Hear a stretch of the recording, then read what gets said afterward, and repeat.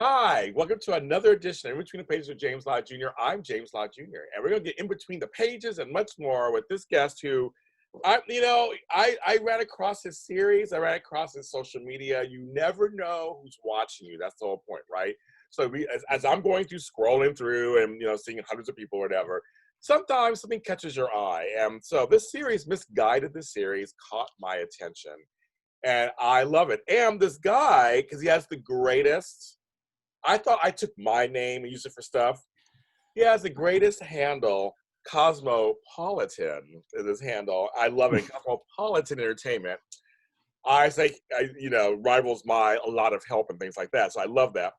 And his love of guiding light got me interested also. And so he has this Misguided series, 16 episodes this season. I'm starting to watch them all now. I've been binging them. And some of your favorite stars are on there from there. Actor, producer, writer Paul Gosselin. Hi, Paul. Hi, thank you so much for having me. It's my pleasure. And I mentioned to some people that I was interviewing you, and they had nothing but glowing remarks about you. Oh, You don't know who's talking about you. See? no. This is why I treat everyone so nicely. That's how you do it, exactly. They build your series and things. And Yeah. I mean, so first I ask everybody when they come on the show, because we're at this weird time period. Normally you'd be in a studio with me talking. I have a ring light over here. There's like construction going across the street going on right now, all kind of stuff. How are you doing? Fine. Thank you. I'm doing fine. This is like a weird thing. I still am able to work, which is wonderful. But life has been switched all around. In my day life, I'm a manny. So since March 16th, I actually have moved in with the family that I am nannying for. So it's actually nap time right now, which is one of my favorite times of the day. I'm loud. It's quiet. I'm loud. It's quiet. No, it's fine. You're in my ears. It's all good. Okay. You're a manny. How cute is that? I am. Who are you mannying? I manny for two little boys. Oliver is 4 and Jasper is 9 months old. A baby. A baby. I love babies. Me too. And I've been watching Oliver since he was 5 months old. So like, I feel very much part of the family. So moving in was like an easy decision. And it's just been, it's been weird to not be with my stuff and be surrounded by things that are me, but to not be alone and be with a family and just, it's actually made this really enjoyable experience, I guess. Yeah. It's not. Yeah. Well, it's pleasant enough. It's pleasant. That's it. It's just pleasant. That's not, you just can, it's crazy. So now I want to get to your stuff. So you, have gotten some attention from the ISAs and stuff because of your serious stuff. This is where I want to start. First of all, who are you? I was just telling you before that you're so bright and bubbly. Where are you from? Let's start there. Where are you from? Okay. Well, small town Vermont. I love it. Vermont. Small town Vermont. And born and raised, 18 years. I wanted to be a soap star for forever. And specifically, I wanted to be on Guiding Light. And so let's stop there for a second. Yeah. Great. Why Guiding Light? So it gets asked a lot, and I don't really have an answer except for convenience. So it was a show that was it was on a show that came on at 3:00 in Vermont. So I was home doing my homework when it was on. And also I was raised in a CBS family, essentially. So like my Nana watched all of the CBS shows. I watched them because my mom watched them. And so soaps are generational. So they just get passed down. So I think those are the two reasons. And then, the actors on Guiding Light were just phenomenal to me. Like I loved watching all of the CBS shows, but Guiding Light just sort of stuck out as like a phenomenal cast. And so when I decided that I wanted to be an actor, I specifically set my target for Guiding Light because I was like, that's what I want to do. I don't want to do anything else. I just want to work in Springfield, and I want to be like Reva's son. I want to be a Cooper. I want to be a Spalding. I don't know, someone, And so when I was looking at schools, I found at the time it was called the School for Film and Television, which had a daytime drama acting program. And I was like, that's it. That's where I'm going. And so, So you always want to be an actor performer. That was like one separate thing going on there. You want to be an actor performer. Correct. Were you doing plays and things at school? No, which is so sad because I went to a small private school from K through 8 and then high school. And there wasn't a real drama program at the time. They did one play pretty much a year. There was definitely no musical, which is kind of okay because I don't sing very well. I do really enthusiastic karaoke, but that's about it. I like that. I like that. But I'm definitely not like a musical theater performer. So I don't know. Like I just I forget what the question was now. Well, the thing is, so you like acting. You can actually, that was it. That was the dream. You liked acting. So then you turn 18 years old. What does little Paul do at 18 years old? In New York. You're in New York. So you put in a big city, Big Apple. So small town Vermont boy moves to Big Apple. Wow. And it was kind of a culture shock because obviously very different worlds. Clearly. Yeah. But I was very focused on pursuing the dream and like, this is it. This is why I came to school.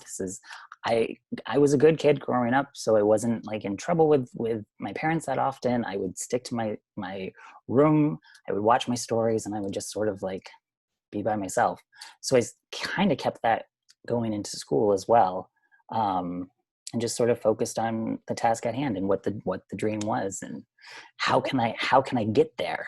What did you learn about yourself those first kind of years in New York? Oh my gosh. It was hard for a lot of different reasons. I was closeted. I was very much unaware of who I was as a human being because I was so sheltered and I just was so closed off of fully expressing who I am today.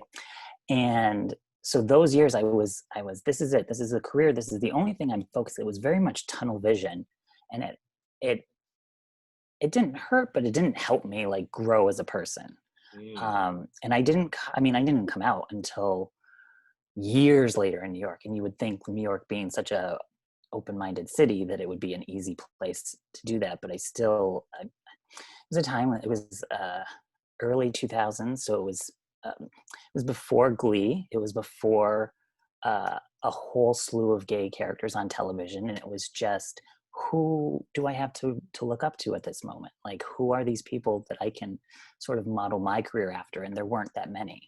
And so it was, I got to keep this quiet for now. Well, it's I always say to people that it doesn't matter where you are, no matter what part of the country, coming out is something that's very, very personal and very much predicated on just how you are as a person. And I think when you're young, you're still trying to you're finding out about yourself, period, just like in life. And you have this other thing going on too, that you have to at the same time got to try to navigate both these things. And people want to know who you are. They want to know what are you, what do you do, who do you do, blah blah. Like they want to. It's like I'm 19, 20 years old trying to figure it all out. I don't know. You're trying to figure it out. It's hard. Absolutely, it's a journey, and coming out is a journey in and of itself, and everyone's experience is very different in just how they deal with it themselves and how the people that they surround themselves deal with it. And so anyone that goes through it, I could sympathize with them, and I just know like that it's a very personal experience. But you're so young, 2000s. Less. I was already grown up by then. Like, bless. I turned 18 in 1987, so I grew up a long time ago. Okay, so you're in New York City. Yeah. You're like, I'm doing the do, whatever. Guiding light is on your brain. Yeah. So what happened with that? So I went to every fan event I could possibly imagine. I love it. Because I not only wanted to be a star on Guiding Light, but I was such a huge fan that I was like, I need to surround myself with these people because they're amazing. And I found myself like at all of the Guiding Light fan events. It was amazing, which is how I ended up meeting Stephanie Gachet, is at a fan event. Yes. And we met, I think the year before, but it was like the second year that I was there at the St. Jude's benefit that weekend of the Guiding Light fan club, we had the longest talk outside of the marquee, outside, and it was all about like the career like that I wanted, like how did she get the career that she has, and like how can I get to where she is. And she was wonderful, and her taking the time to answer questions that I had. And she probably was like, who's this insane person? He's like, I don't know, but she's been lovely and friends to this day. That Yes, well, clearly. it's been, yes. She's absolutely wonderful. Well, side note, are you watching my friend Alan Locker's interviews? Yes, I am. Yeah, I figured, yeah, just checking. Yes, and I just watched your interview with him to prep for this. Yeah. I love Alan, but he worked on Guiding Light and Natural PR, so yeah, he's doing these amazing interviews with all those people. Amazing. Yes. I praise him all the time, and like I said, people are like, James, it's Alan Locker's doing people like you're doing, and you're doing. I'm like, let's meet. Now I love him. I love him. Yeah, it's wonderful. He's working it out. Okay, so did you get a chance to ever audition for the Guiding Light? Ooh, I had 2 auditions. Okay. 2 auditions. So before these auditions, I had already booked a role. I had an under 5 role on One Life to Live. Wow. Wonderful. My first television audition ever. Soaps back then, yeah. I went in. I had the craziest allergies because my allergies are terrible in the springtime. Like horrible. Yeah. And I was having like the worst allergy attack. My eyes were bloodshot red. I was like sniffing. I was like, oh. But I was like, I gotta go. Yeah. So it was for team number 3, part of the Killing Club with Kathy Breyer during that whole saga. So it was a flashback. So they needed actors to look like they would be in high school with Kathy Breyer if she was in high school, essentially. So I was old enough, but also young enough, and like this weird face looks like that, I guess. It still kind of does, I think. Nice. Very nice face. It's a young face. It's a young face, but I'm an old soul, I guess. And so I booked it, which was wonderful. And so I was able to sort of snowball off of that with my agent that I had at the time. And he submitted me for a general on Guiding Light because he knew how much I wanted to do it. And I went and I met the casting director, and she loved me. And she was like, this is a general audition, so we don't have anything at the moment, but if something comes along, we'll definitely call you in to audition for it. And a week later, I got an audition. Wow. Okay. No big deal. No big deal. Okay. Week later, yes. It was for I think he was an intern at Spalding. Okay. And he was following Harley. It was when Harley and Gus were still together. I think Gus was working at Spalding or something like this, and someone was following Harley, or someone was stalking Harley or something, and Gus, Ricky Paul Gosselin's character, thought my intern was stalking Harley, so he's supposed to push him up against a wall and like have a whole altercation with him, and I did not get this part. And I like to think that it's because they didn't want to see Ricky Paul Gosselin hurt me, and I looked too innocent to be someone that was like stalking. I love it. So I love it. Unfortunately, that was my one and only audition for Guiding Light, and I did not get it. But it makes for a great story, and I can continue this path of wanting to be on Guiding Light, and I never got that. Well, but my thing is, you got closer than a lot of people do when it comes to their dreams. A lot of people just kind of, we're laughing and talking, but like in seriousness, it's like there are folks who say they want something and they never even get a chance to be in front of that thing. Right. At least you did do that. It was amazing. It was, here I am in 2nd grade wanting to be an actor on Guiding Light. And then fast forward all these years later, and I'm auditioning for Guiding Light. Like I set out to do this thing. Whether or not I got cast is whatever. Yeah. I made it inside the door, and I got to do it because I never gave up. Like I just kept going, and I still haven't given up. Well, nowadays they talk about stuff these days. You never know. I mean, you never know what form. Exactly. Yes, you never know. With all these reunions and stuff happening. And the soap's like not being on air, so it's kind of like a crazy thing. But that's amazing. I think it's amazing. And so, Thank you. so you kept up with that. And then when did you come to California? When did you come to LA? So I moved to California in Los Angeles, 2011. Oh, okay. So 2 years after Guiding Light was canceled. I'm bad at math. But yeah, 2009. 2009. So I realized I wasn't in a relationship. I was very single. I didn't have any sort of real roots and connections in New York City, except for, the friends that I had made. And I was working in a nonprofit. It was an okay job, but it wasn't like what I wanted to be doing. And I thought, they're never going to fire me. I'm just going to be here forever if I don't make any sort of change. And I was like, I need to move to LA, I think. And I came out for a week in March of 2011. I came out by myself, spent time finding friends that I knew that were here. It was also my birthday weekend that coincided, which was fun. And I went on a hike with Stephanie Cachet that time, because all my children had already moved out here and she was out here for that. And so I went on a hike with her, and we put out intentions into the universe on our hike, because it was the first time I had seen LA in that sort of scope, and like, wow, this is like a really cool city that's so big and so vast, and the universe is a really cool thing. So it was like, this is amazing. No, it is. Like let's put some sort of intention out, and I made the intention that if it's supposed to be, I would love to be in Los Angeles. And 6 months to the day, I was in Los Angeles. Okay. The universe likes to listen to me, I think, and I am very grateful. Oh yes, definitely, it does listen when you talk to it nicely. It does listen. Yes, I believe that. So I mean, it's always amazing to me, people who I lived in Pittsburgh, so I've traveled across country. So people who leave one coast and come to another, it's just very interesting.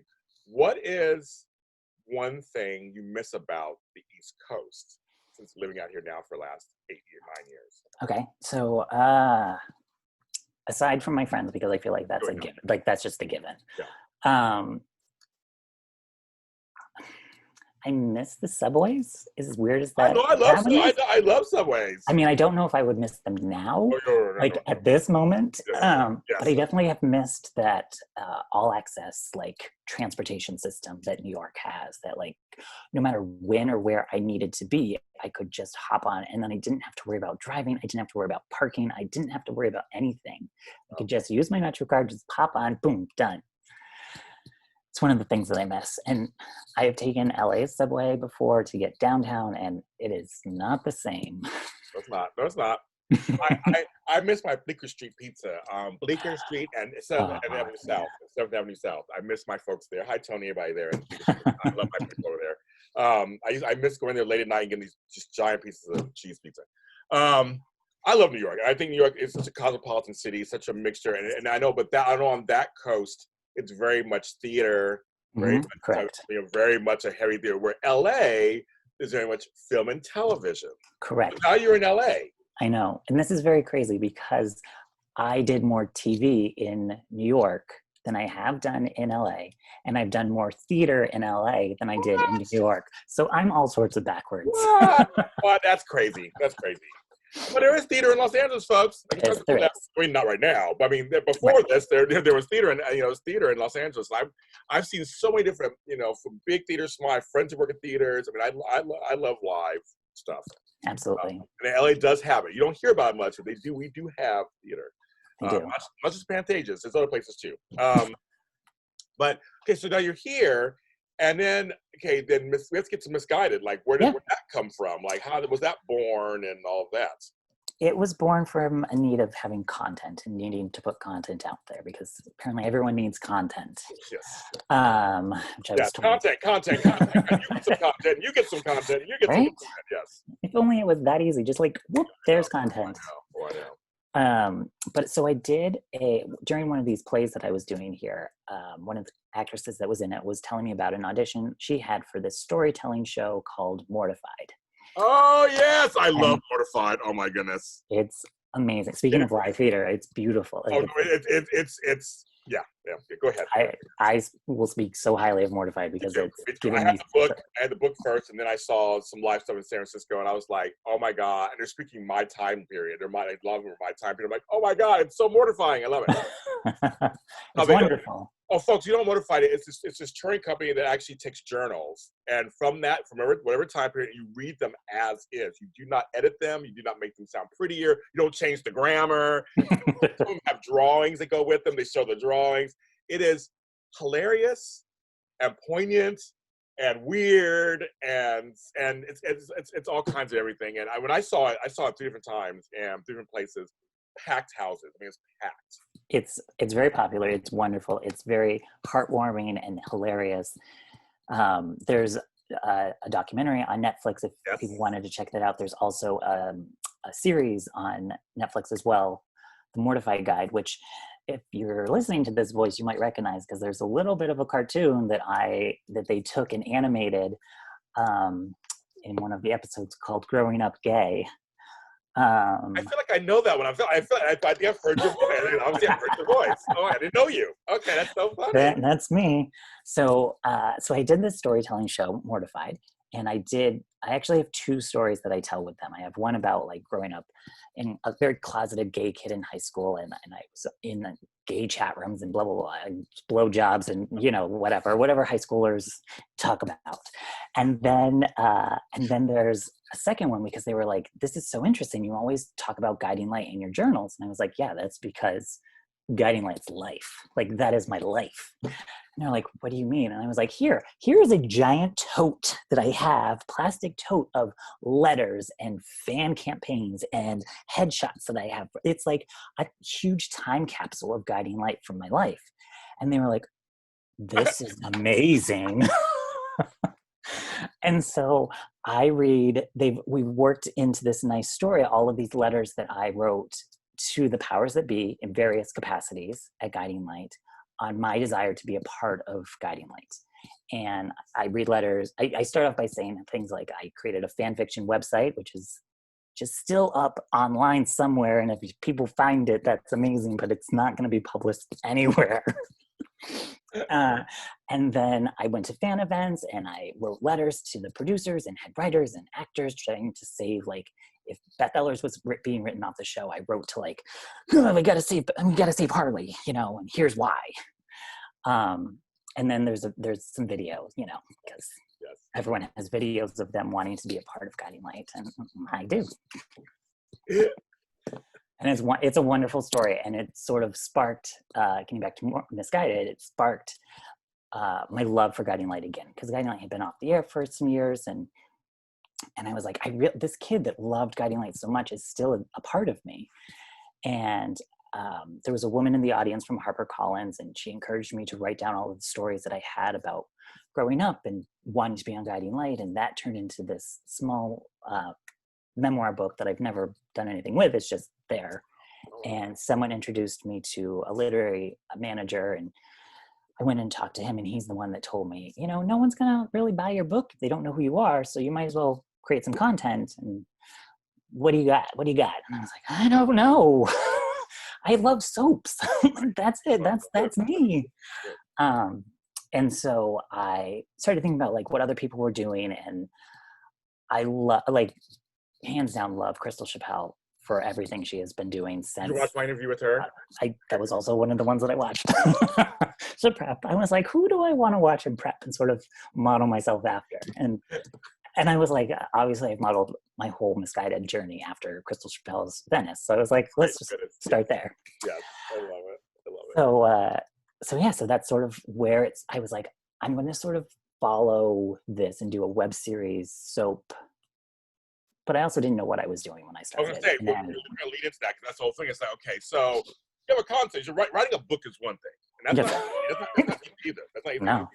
easy. So there's that. But then it's like, okay, I want to do a series. Okay, what the F does that mean? Right. And I'm not a writer. Like, I should preface this. I'm not a writer. Like, I grew up wanting to be an actor. I was like, somebody else is going to write me stuff, and I'm going to speak their words. Like, what? What? So everything, it's not on a stage, it's not a page, it's on a stage. So how did the writing come about? So concept writing. Talk about that. How'd that go? Okay, season one, Misguided came about with a desire to go and use Susan Lucci's star on the Hollywood Walk of Fame. That was the first thought, like inkling. I was like, how can I make this show different than anything else anyone else is doing? And I thought, all right, I'm going to try to be as real as possible. And I just want to acknowledge, like, I live in this soap world. And who is the biggest soap icon that anyone really can think of is Susan Lucci.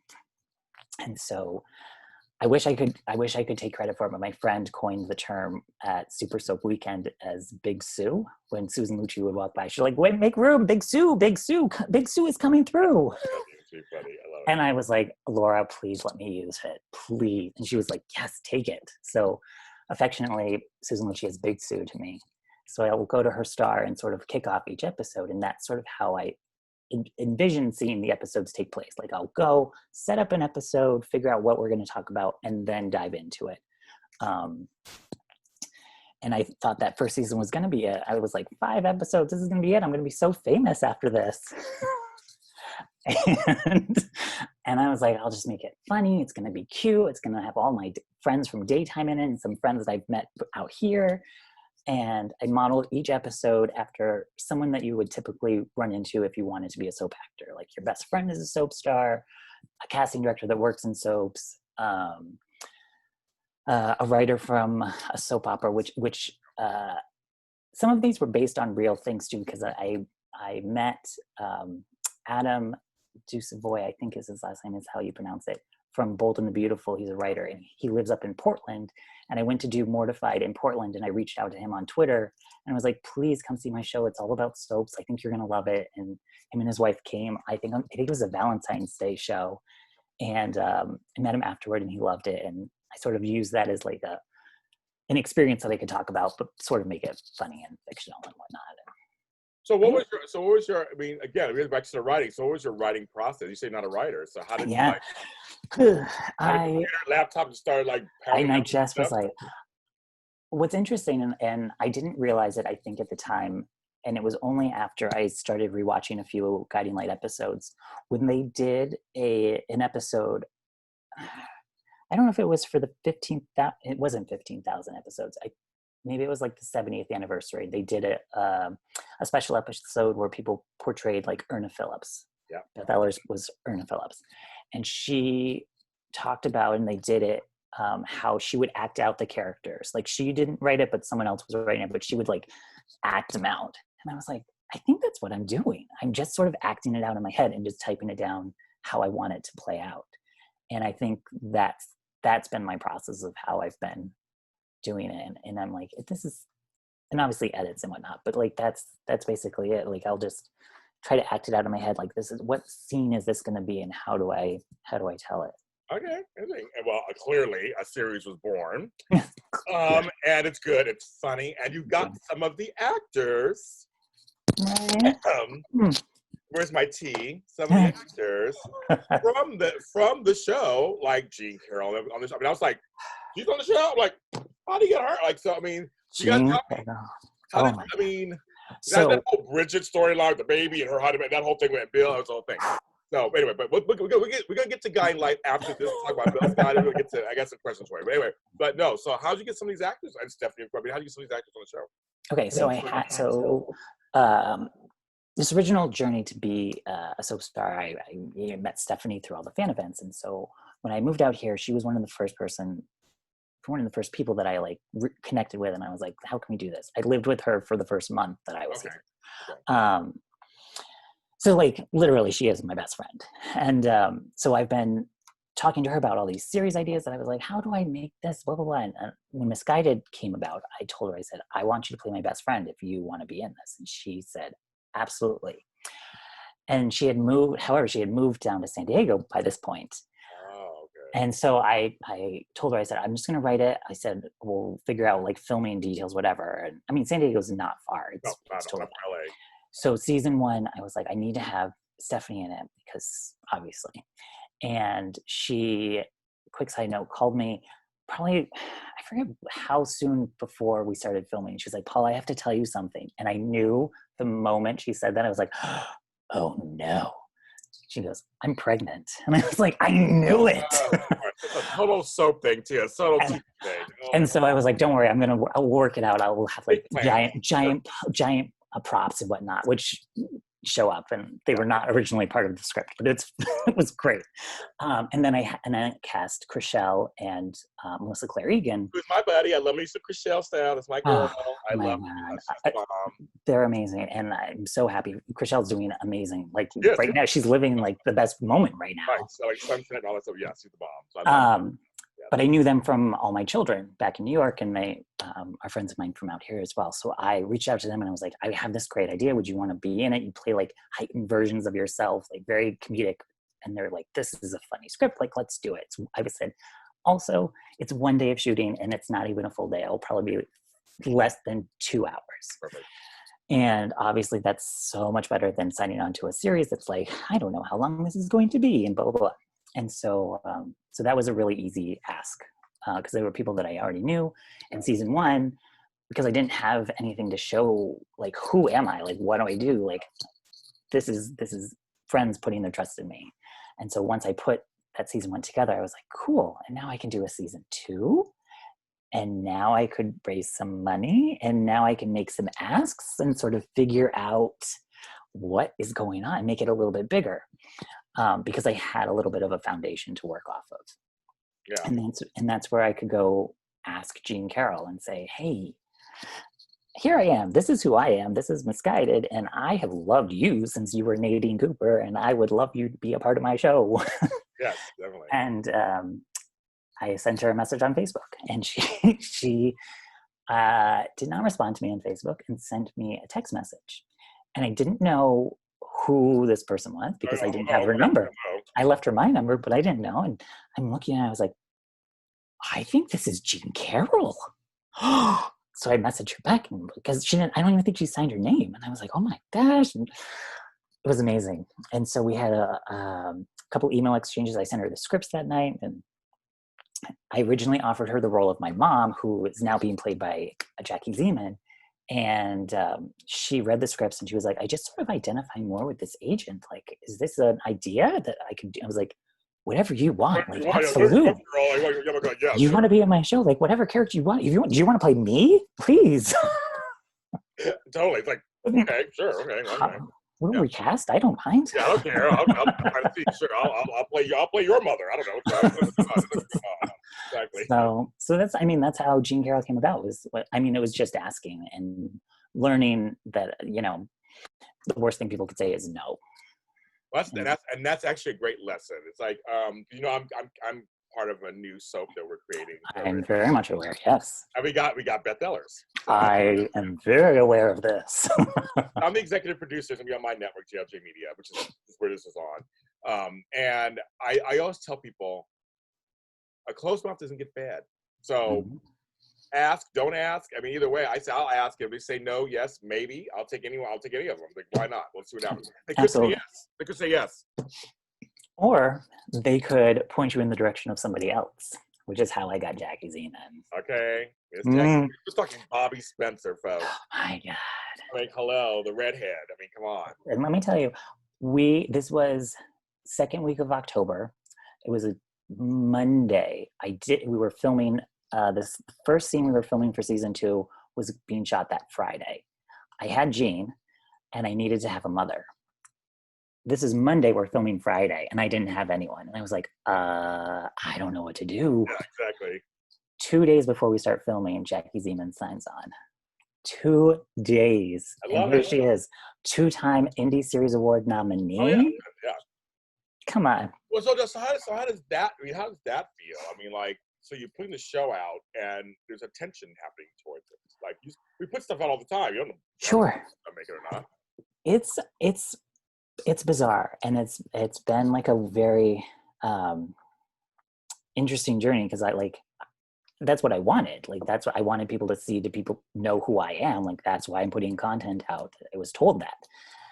But now people are actually watching it and following along and wanting more episodes. And I'm like, oh, wait, now this is happening. Like, oh boy, here we go. Okay. But season 1, when we first got, when Missy was nominated for her Indie Series Award, nomination, I just was beside myself. I didn't think it was possible.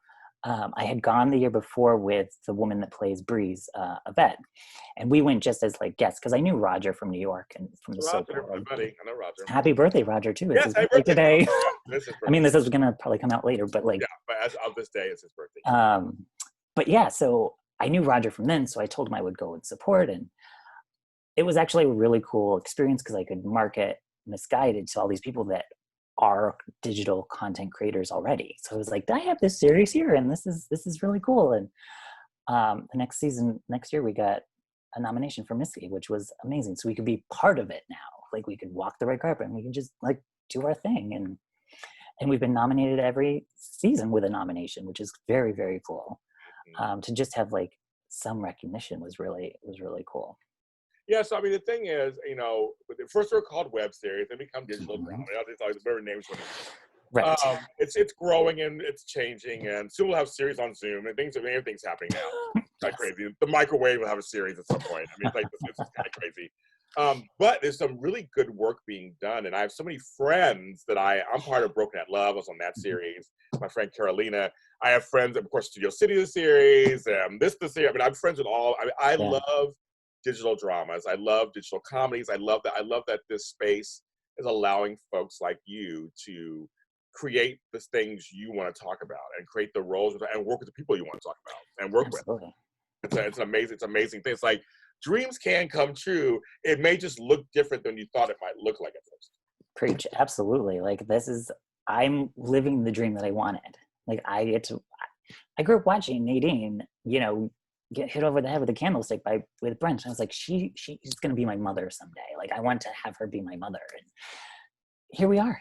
I mean, she didn't want to be my mother. She wanted to be my agent, but whatever, no big deal. Here's what's funny, Paul. You might feel the same way I do. I mean, I've been in business 13 years, and I'm still kind of like, I'll look at my phone, and I'm like, oh, so there's Michelle Stafford calling me. Okay, and then there's Sean Kanan texting me. And I'm still in shock that I know people.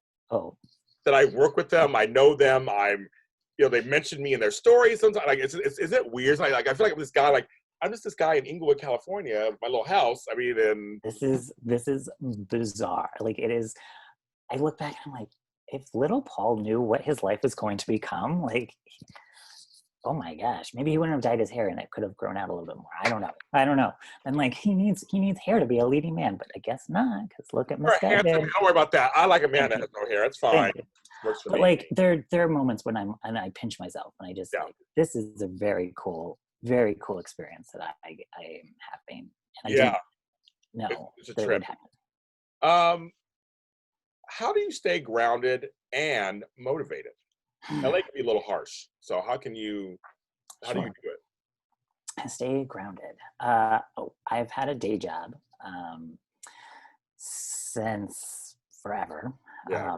And I've worked, I've just worked all of these, not random jobs, but like a lot of 9-to-5 jobs. And I've needed to support myself I'm very independent, and I very much focus on, being able to take care of myself.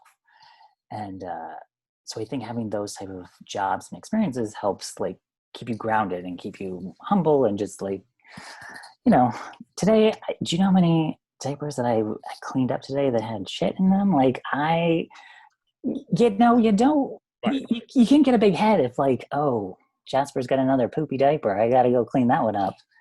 And then even before this, I was a dog walker for 4 years. So like I was picking up people's dogs, whatever. And it's like, I'm not living a glamorous life. Like I'm just doing what I need to do to get to the next level, to get to the next thing. And then, I think that, just the constant shit in my life, I think is just keeping me humble, I had to laugh because last night I was chasing 2 cats out of my yard and then a possum came. And I'm thinking, a minute ago I was talking to the cast of some both people. I'm talking to Melly Thomas Scott. I'm talking to Sharon Case, 2 legends.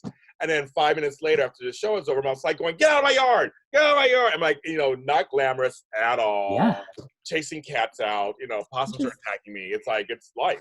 We just are all doing the same thing. And I think this sort of experience that we're all having is we're all in various degrees in this together and doing a very similar thing. And it goes back to this moment where I went to see August Osage County in the theaters, and they did a SAG after a screening afterward, and they had the whole cast there, and Julia Roberts is there up on stage, and she's talking to this entire theater full of actors, and she's like, we're all in this together, like we all, you know, do these things to get to the next level, to do this, and then our jobs are the same. Like we go and we have to speak our lines that the writers have written, and the director tells us where to go, and blah blah blah, and we're all doing this in various degrees, but like that's it. And it resonated with me, like we are doing this all together, and that's why I'm so happy to see, even be a part of this digital daytime community.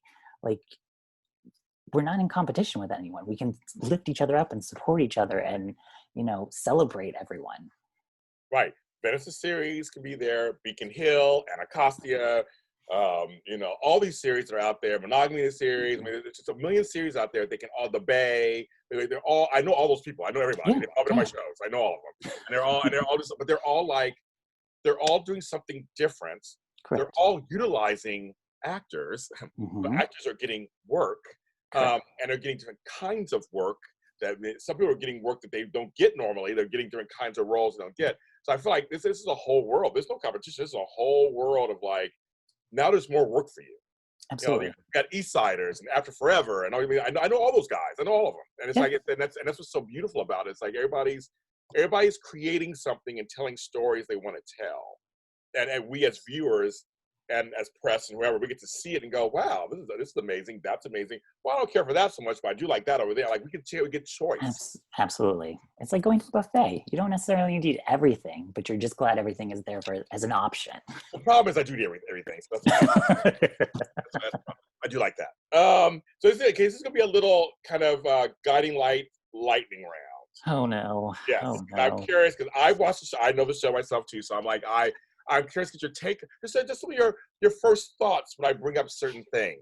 Okay, I know. Okay, I'm ready. Ready. Okay, number one. The Clone. Loved. You know what? I didn't mind that storyline. So I loved that it was different, and that it was. I mean, I know that it doesn't. I know how controversial it was. Like, absolutely. I was just talking to my boss that I work for about it last night, and how I used it in one of my papers that I wrote in high school was all about, you know, how Michael and Josh played God, and that was whatever it was for a scripture class, and that's what I did. It was titled "Hello, Dolly" because that's obviously. But I loved it. I thought it was a really interesting love story. And, you know, Josh and Reba have so many different kinds of love stories that I think that was just a unique way of telling that these two are supposed to be together. And, you know, he would go to the ends of the earth to have Reba in his life. And I think I know a lot of people just felt this is not Days of Our Lives or Passions. What are you doing? I know it was weird for that. I used to think, I was like, wouldn't it have been something? I mean, everyone would have hated it. But when Guiding Light went off the air and like the last thing, Reba actually goes, actually, I'm Dolly. That would have been hilarious. Oh, I mean, like, because what if Reba like ultimately sacrificed herself and it was Dolly that had been around this whole time? Anyway, fan fiction writer here. That's me. Yeah. Okay. Next thing is cousins falling in love. What a sweet taboo. Some might even say the sweetest taboo. Yeah, exactly. I think that was their, I say that because they put it in the show, in Misguided. Yeah. But Tammy and Jonathan's message board was called The Sweetest Taboo, which I thought was, and I like to do that. I like to give little notes and little like nods. You have a lot of Easter eggs in this series. Lots of them. A lot of Easter eggs. I was like, okay, I see you. I see that. I see what's going on. I do. A lot.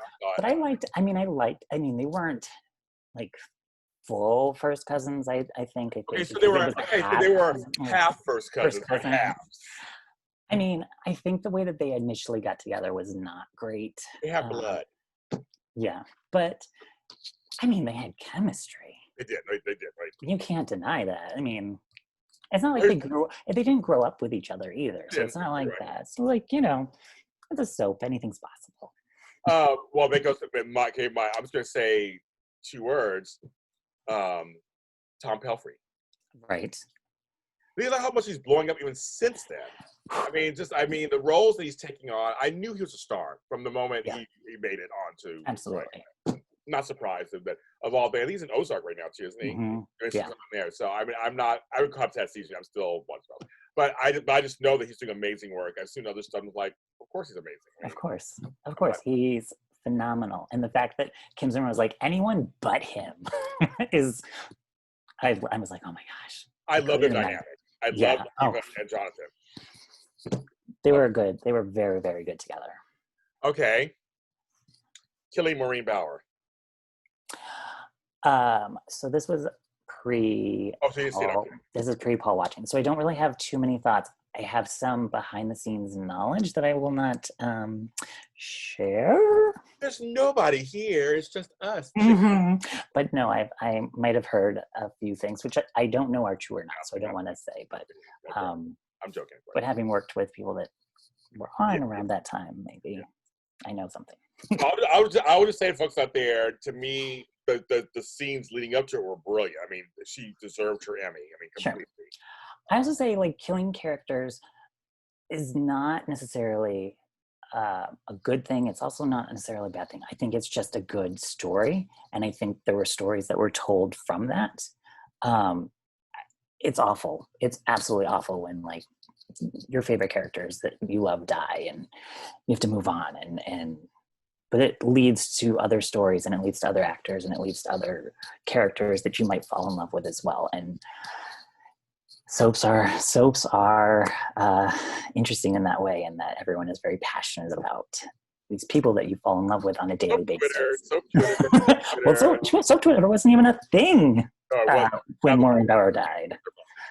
You could only imagine what would be happening if that was the case. They come after me sometimes. That's another story. Mm-hmm. But they do. But I don't care. I don't care, bitches. Come after me. I don't care. My opinion. What did RuPaul say? If they're not paying you money, then pay them no mind. That's right. Mm-hmm. I'm old when I go, well, if they're talking about you, then, all pussy's good publicity. So that's what I think. Right. No, and I want to piggyback that when they killed Tammy off, I was upset at first. But I will say Nicole Forster's performance as Cassie was really good. Yes. From that. Yes. And I think she did. I absolutely love Nicole, and I think she did a really great job as Cassie. I wish it was Laura. I wish Laura was there when that moment happened. Yes, but I also don't think anything would have compared. Like, you can't compare any other reaction to Tom's reaction as Jonathan. Well, like there's like no other soap death that I can think of that like resonates so well. I have one other in terms of minus the whole, well, for me, it was the BJ storyline on General Hospital. Sort of thing. But last year, when they killed off on General Hospital Kiki Jerome. Oh, yes. Yes. Her performance, when she says, Lauren, Catherine, Jerome, wake up. And it's like, I was just sobbing like a baby. I mean, Laura West is like, well, she's the queen. Up there. And I just, one day maybe. I'm trying to get her on my show. It's my thing for the last 3 or 4 years. She's retweeted some of my tweets, but she doesn't do a lot of press. And I was like, I want her on my show. I want the queen on my show. That's another story. Okay. For another time. But okay, so that was before your time. Okay. Well, here's the thing. So Reva and Josh for you, those were the end game, wasn't it? But it didn't go that way. But were they end game? Were they end? They were end game. Right. I mean, I think Reva's last word was always, as they drive off in a pickup truck with a lighthouse behind them. I'm like, it was very cliche. Did I love seeing them struggle and have the turmoil that they had? Absolutely. Did I love when Annie Dutton like grabbed Reva, put her hand on her chest, and threw herself backwards to then show that like she miscarried, but she really like it was insane. Like that whole storyline was amazing. You'll watch us working it out. Cynthia, let me tell you, she worked it out. Blessed. She is. She gave me a masterclass in acting when I watched her as Annie Dutton. And I was like, she is phenomenal. Yeah. but my question for you is, next one is the handheld cameras. I mean, there's a lot of controversy because they were trying to save money. Yes. The Wheelers trying to work it out. They're all trying to work it out. So Yes. what were your thoughts about that when they were trying to save the show? But I mean, so from what I've heard and read, it gave them an extra year. Mm-hmm. So I can't be mad at it for that. Not at all. It gave us an extra year with the show that I love. Was it poorly executed? Probably yes. Did they not have the right cameras for a while? Probably yes. The fact that I can look at Misguided season 1 and be like, why does this look so much better than Guiding Light season 72? Like, what? Yeah. Like, I know I had a little sound issues. I didn't know what I was doing. Oh, no, yeah. This is a show that's on CBS. Like, you should have money for a camera that's not a little handheld thing that you get at Best Buy. Like, I don't know what they were using, but it doesn't look good. And like, it's weird because you would see, it's not like the first time that they did a location shoot either. No, not at all. So the fact that it has a grainy feel to it, like it definitely, it's very bizarre to me. I loved the idea of permanent sets, although I mean, I understand the cost cutting the deck that goes into and the unions and whatnot, but there's also like a really cool thing of seeing like actual sets and whatnot. I just think that it was not executed beautifully. And it could have been. I agree with that. I mean, I understood the reasoning, and like you said, you can't be mad. They're trying something. Absolutely, and I mean, I loved the idea of PPAC being an actual physical location that Guiding Light is, and I don't know. There's something really cool, like about an actual city that it's taking place in and whatever, and it definitely gave it a different feel. Maybe not the feel that Guiding Light is, but it was a thing, and kudos for trying it. So who's your favorite character? I have a couple. I just did a podcast and I said this, and I was like, oh yeah, she is one. I mean, Annie Dutton is probably one of the top ones. But Harley Cooper, I totally blanked on the last thing I did, and I was like, yeah, Harley was like it. She could do no wrong to me. As much as like she could do wrong, she just never could do any wrong. And I loved her. This is the thing that I loved about Beth Ellers, is that I loved her when she was with Philip. I loved her when she was with Gus. I loved her when she was with anybody. Alan Michael. I mean, anyone. And I mean, she's phenomenal. So like, kudos for you for getting her on your show, because that's awesome. Also, I thought she was done acting. So that was like such a great shock when I saw it. I was like, this is so cool. Mm-hmm. So congrats. You work it out. That's a good one. Work it out. No, the thing is, the thing about her, and I think it's a travesty of justice, is that she doesn't have an Emmy. I know. No, seriously, I mean, there's few people I think that should at least have one up there in their cabinet, and I'm thinking she was nominated over and over again. She's been nominated for every category too, from younger actress to supporting to lead. Yeah. Like, I mean, I just don't. I mean, I will always say that they did waste her on All My Children, but that's okay. Oh, of course. It was a waste. But the Guiding Light stuff, she didn't do anything after Guiding Light to me. I was like, she didn't do anything of it. No, that's not in soap canon. Yeah, you like that. But I was like, yeah, she's Guiding Light, so I love soap. But if people were to go online and go to YouTube and look at episodes, why should folks check out Guiding Light on YouTube, in your opinion? Why should they go back and check the episode? Should they go back and watch Guiding Light? Yeah. Oh, wow. It's very interesting. It's a good question. I'm an interviewer. No, that's a really good one. Guiding Light has a nostalgia to it, and there's a history to it because it was on for 72 years in some capacity. I think having seen, like, you can go and pick any sort of episode you want, and you'll get some sort of story that was carried over for years before. And I think having that nostalgia is something that we don't have in entertainment these days. Like, I only started watching General Hospital probably a few years ago. And like religiously when I was like, oh my gosh, Jackie Zeman's gonna get a storyline. Let me see what this is. And then she has diabetes for a week. And I was like, come on, give Jackie a story. So that's a whole other thing. But I was like, but I've been watching and I know it's been on for 56, 57 years. But there's so many new people that I'm like, it doesn't for me. I mean, it probably does for people that have watched from the beginning because they recognize all these families. But to me, I'm still learning about all of these people.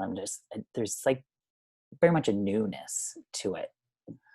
It also has a new feel, like the look is very new. Guiding Light had that old school feel. It had that old school soap, New York soap feel. Yeah. And those New York soaps are very different. They have a very different look than an LA soap. They do.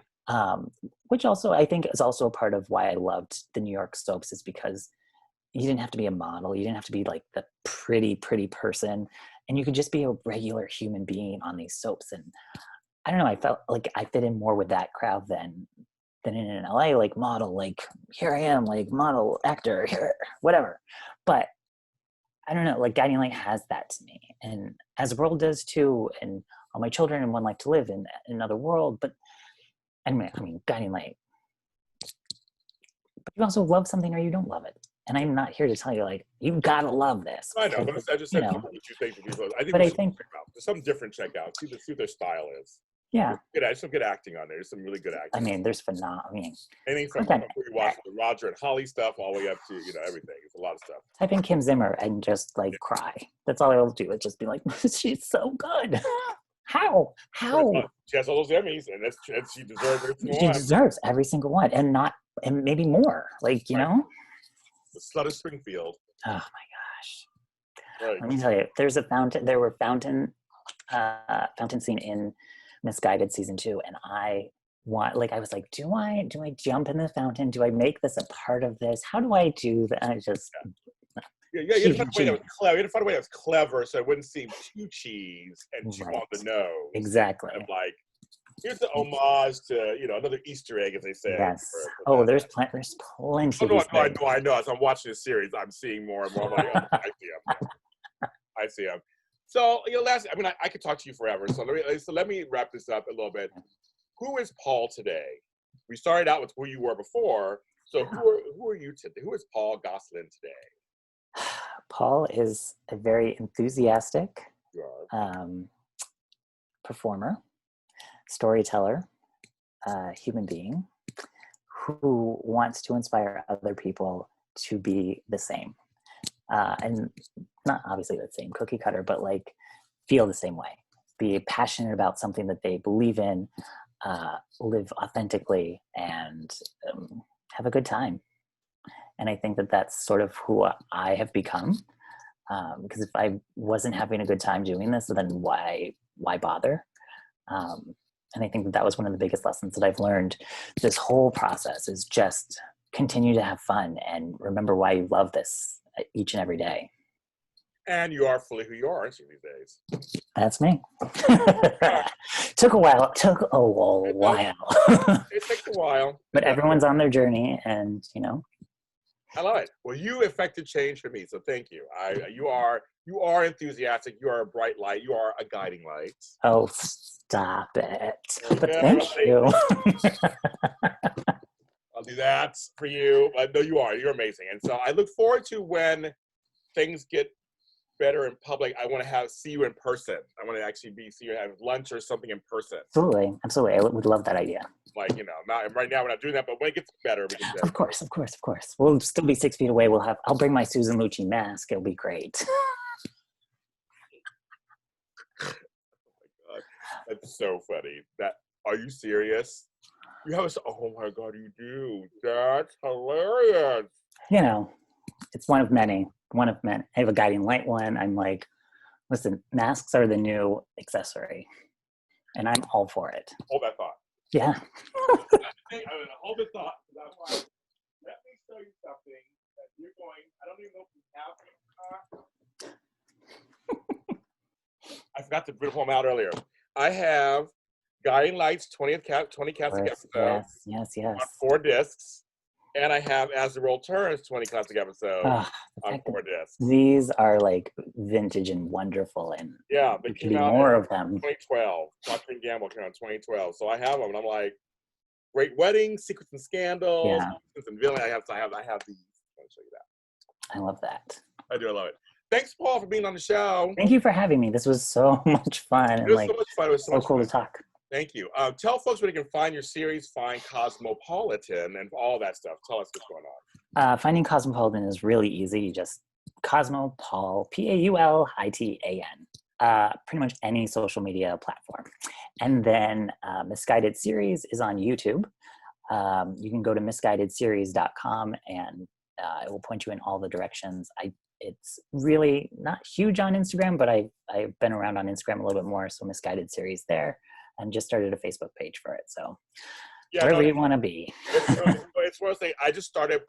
People were like, "Oh, you should be bigger on Instagram." So I just really started using Instagram. Like I really wasn't using it. And so now I'm big on Twitter and other places. I'm just really starting to use Instagram or something. So. Yeah, there's just too many, and I'm just like, what do I do? And I do it all myself, and I'm like, I know we're doing ourselves. We're one man band. We're doing everything. Yeah. Like I'm tired. Exactly. I need to sleep at some point. Hey, hello. I like to. You're taking care of babies. You got things going on there too. You're doing that. Jesus. And I'm James Lott Jr. You can follow me where all James Lott Juniors are sold at James Lott Jr. and all social media platforms. That's everywhere, kids. And then this show is on every streaming service you can think of, from Deezer to Spotify to iHeartRadio. I put it everywhere. And then, of course, the video versions on my channel, JLJ Media. On YouTube, go ahead and subscribe if you'd be so kind. And check out some of my other shows. I have like 10 shows on there that I have playlists for. And they're all nice and neat for you to follow. And there's more of these episodes on here, too. And he will be on there. So if you're a fan of his or Misguided series, please share with whoever you think needs to see this interview. And everybody, please stay safe and sane and watch some digital series.